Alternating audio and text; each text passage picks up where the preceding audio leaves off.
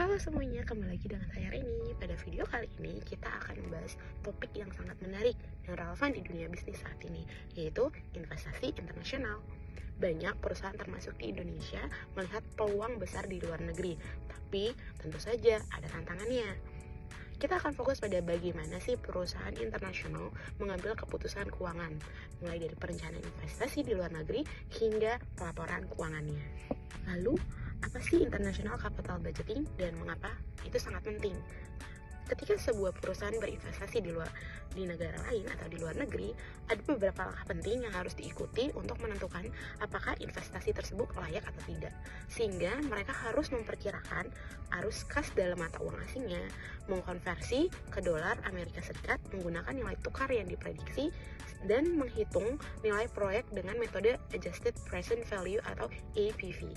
Tujuannya adalah untuk memastikan bahwa investasi tersebut menguntungkan bagi pemegang saham di negara asalnya. Di dalam investasi internasional ada hal penting yang perlu dipertimbangkan, yaitu resiko.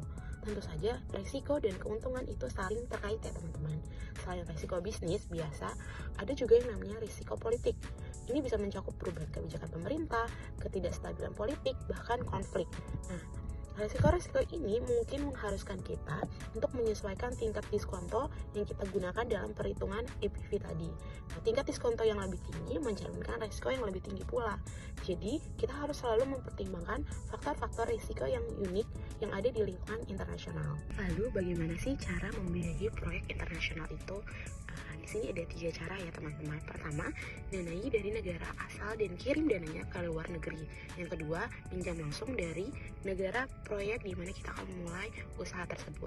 Yang ketiga, pinjam dari negara ketiga yang memiliki biaya utang yang paling murah. Tujuan utamanya adalah mengurangi biaya modal dan meminimalisirkan resiko kurs. Selanjutnya, pelaporan operasi internasional dan serta tantangan akuntansinya. Ini adalah area yang cukup kompleks ketika sebuah perusahaan, contohnya di Amerika Serikat, memiliki operasi di luar negeri dan nilai tukar mata uang yang berfluktuasi. Gimana sih kita melaporkan pendapatan dan aset mereka? Di sini ada 2 isu utama yang muncul ketika kita ingin melaporkan pendapatan dan aset mereka. Yang pertama, kurs tukar yang tepat untuk setiap akun neraca. Maksudnya, kurs tukar mana sih yang harus digunakan untuk menerjemahkan setiap item di neraca, contohnya di kas, investasi, aset tetap, dan lain-lain. Dari mata uang asing ke mata uang pelaporannya, contohnya dolar Amerika. Yang kedua, penanganan keuntungan dan kerugian akuntansi yang belum terrealisasi.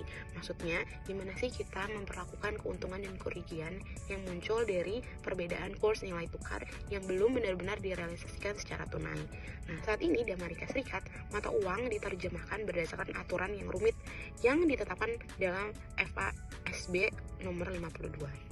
Di kesimpulannya teman-teman, capital budgeting internasional memerlukan pertimbangan nilai tukar, inflasi, dan resiko, serta pelaporan keuangan harus sesuai dengan standar yang diatur dalam FASB nomor 52. Jadi, pesan dalam video kali ini yaitu, dalam ekonomi global, adaptasi terhadap kompleksitas internasional adalah kunci kesuksesan dari semuanya. Terima kasih semuanya.